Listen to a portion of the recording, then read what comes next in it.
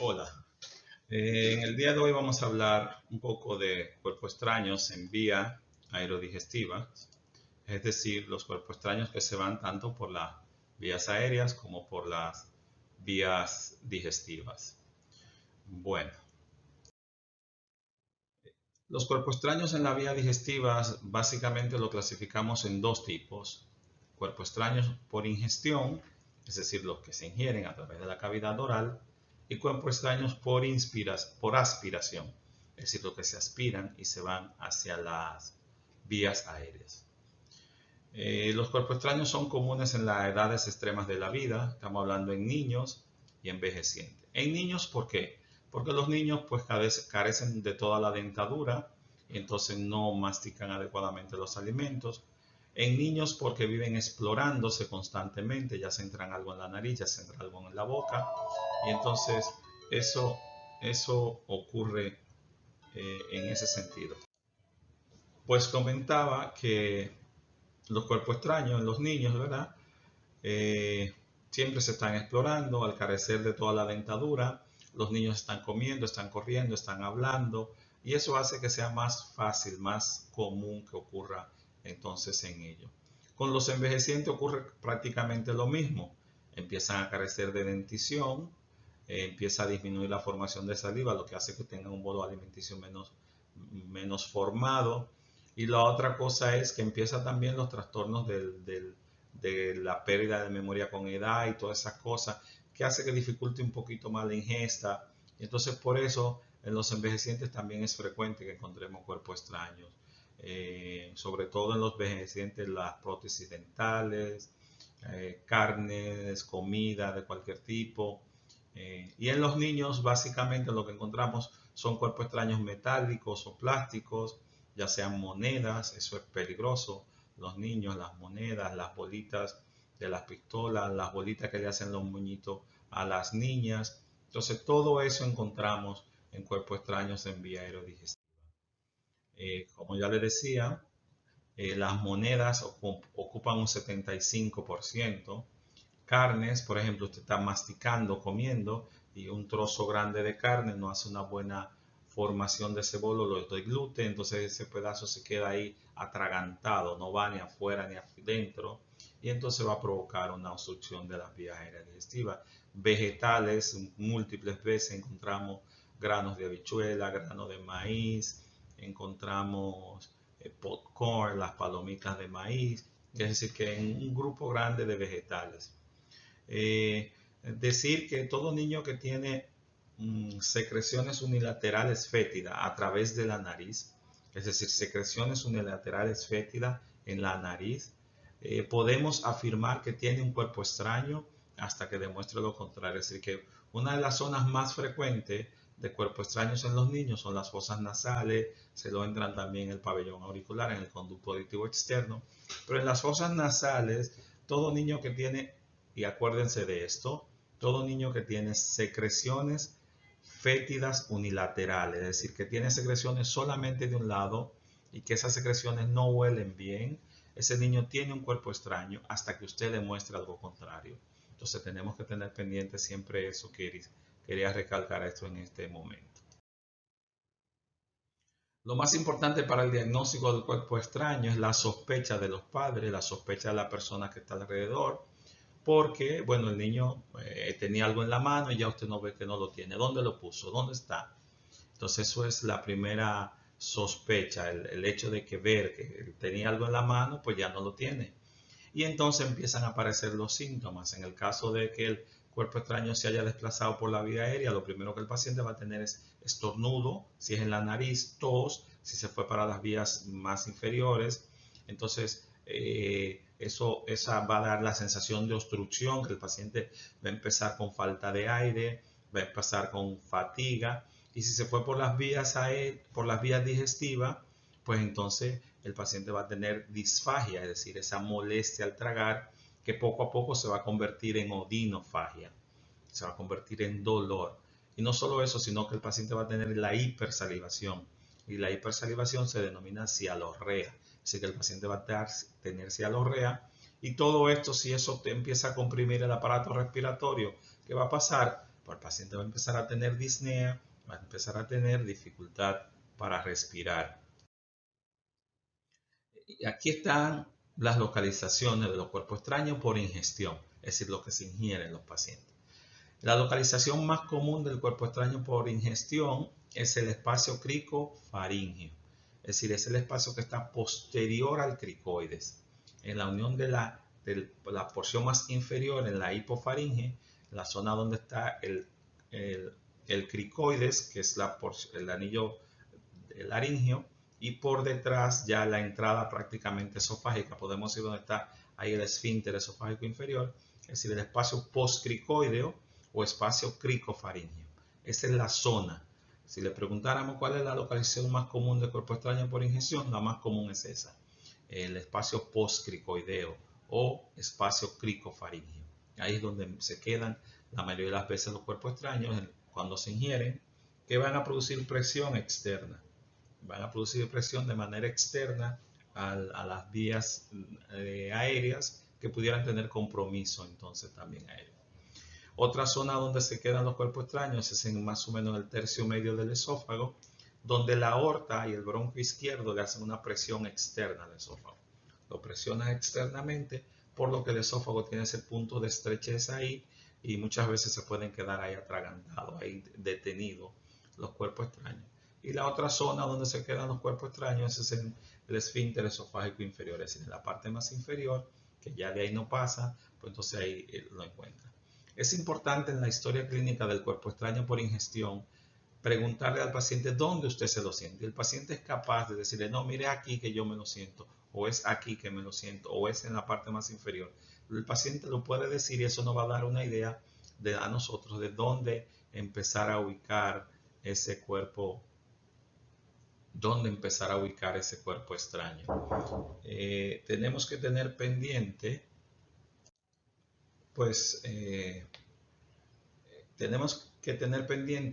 estos cuerpos extraños en las vías digestivas tenemos que extraerlo, la mayoría de las veces bajo anestesia general, pero tenemos que tener precaución, porque al tratar de removerlo, pues estos pueden desplazarse y entonces irse a las vías aéreas y tener un problema aún mayor. Entonces tenemos que tener cierta precaución. Es común entre los cuerpos extraños por ingestión, bueno, las espinas de pescados, los huesecitos del pollo, muchísimos, como le digo, porciones grandes de carne. En la época importante aquí en República Dominicana de los limoncillos, que le dicen quenepa en algunos lugares, limoncillo, siempre fallece un niño o dos por esta ingestión porque la semilla cae a las vías digestivas, no puede pasar completamente y hace una presión hacia la vía aérea, lo que provoca esa obstrucción y este problema importante. Aquí podemos ver una radiografía de un cuerpo extraño por ingestión. La radiografía de la mano derecha es una radiografía postero-anterior, donde vemos la moneda que se ve circular. Pero cuando la vemos en la forma lateral, vemos la moneda, que es la radiografía izquierda, vemos la moneda que se ve en filo. Eso es importante para nosotros localizar en una radiografía. Si vemos una radiografía como la derecha, donde vemos que la moneda se ve completamente circular, debemos afirmar y podemos afirmar que la moneda está en las vías aéreas. Si la radiografía posterior como esta y vemos que lo que se ve en la moneda es como si fuera el filo, como se ve aquí, que se ve nada más el filo de la moneda en la parte izquierda, entonces decimos que está en las vías aéreas. Ustedes pueden ver acá la moneda en la parte izquierda, la moneda que se ve parada y vemos por delante la columna aérea de la tráquea, es decir, que está en el esófago, está en la parte posterior, en el espacio postcricoideo y como ustedes ven es un niño, es un paciente pediátrico por la forma y característica de su radiografía, donde se ven todavía todos los puntos de crecimiento óseo. Entonces, estos son los elementos que usamos bajo ya anestesia general para sacar el cuerpo extraño por ingestión. En cuanto a los cuerpos extraños por aspiración, es importante destacar en los cuerpos extraños por aspiración que normalmente los cuerpos extraños por aspiración se van al bronquio derecho. Se van al bronquio derecho normalmente por la forma divergente del bronco, por la luz más ancha. Y también vamos a encontrar vegetales, sobre todo las semillas, como les mencionaba ahorita, objetos metálicos, objetos plásticos, es decir, toda esa cantidad de cosas que se entran los niños a la nariz y los van al sistema respiratorio. Igual, como les decía, pues al bronquio derecho es donde localizado más frecuentemente estos cuerpos extraños. ¿Qué debemos hacer con el cuerpo extraño? Pues sacarlo bajo una broncoscopía, llevado al quirófano, se hace una broncoscopía rígida, entonces llegamos al bronquio y extraemos el material, a veces hay que hacer lavado bronquial. Este es un procedimiento que lo hacemos nosotros, los otorrinos, y también los neumólogos pues, pueden hacer y hacen este tipo de procedimiento para extracción. Los síntomas que va a tener un paciente que tiene un cuerpo extraño en vía aerodigestiva, pues el principal síntoma o el primero de los síntomas es la tos, tratando de expulsarlo con la tos. Y no solo eso, no solo tos, sino que el paciente empieza a estornudar. El estornudo es una forma de expulsar lo que tiene ahí.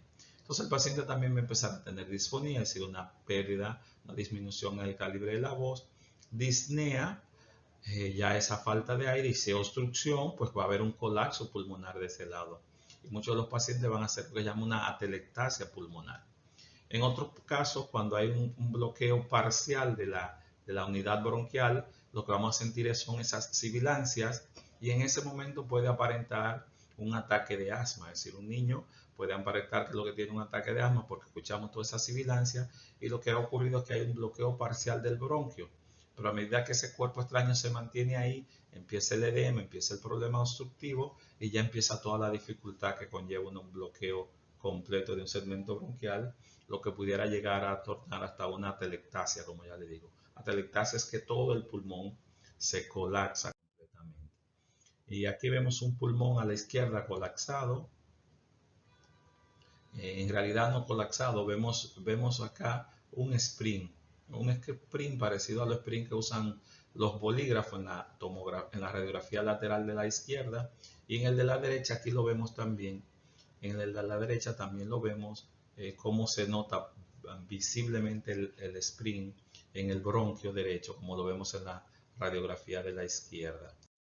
En esta vemos un colapso pulmonar total, donde el pulmón se ha completamente colapsado y hace que se desvíe todo el mediastino en este paciente. Aquí vemos un imperdible, lo que en dominicana le llamamos una chambra. Es un imperdible que se usaba antes para ajustarle los pañales a los bebés y que ahora vienen algunas ropas. Mire cómo este niño se tragó ese imperdible, esa chambra, como dicen en dominicana, y ahí está completamente en su vía digestiva y aérea, completamente atrapado. Aquí vemos los elementos con los que usamos para sacar esos cuerpos extraños bajo anestesia general. Vamos a hablar un poquito de ingesta de material cáustico. Los materiales cáusticos son sustancias que van a producir lesiones en los tejidos que se pueden tomar de manera accidental o con fines suicidas, como algunos pacientes lo pueden hacer. Y vemos que las sustancias cáusticas pueden ser alcalinas. Alcalina significa cuando el pH es mayor de 7. Y estas sustancias alcalinas, al ponerse en contacto con los tejidos, van a provocar una necrosis de licuefacción.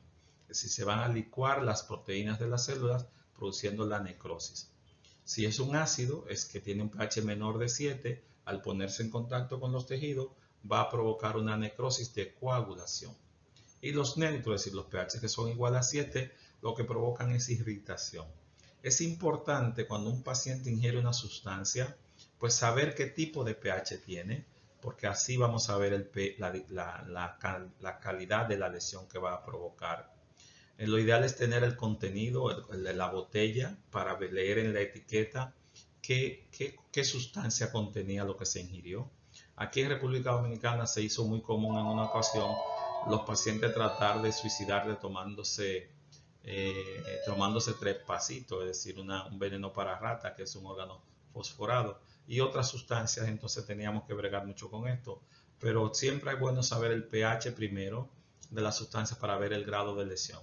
Importante cuando un paciente ingiere, pues la cantidad, qué cantidad el paciente ingirió, qué tiempo se expuso esa cantidad con la zona, la concentración de la sustancia que se tomó y sobre todo el tiempo en contacto y exposición.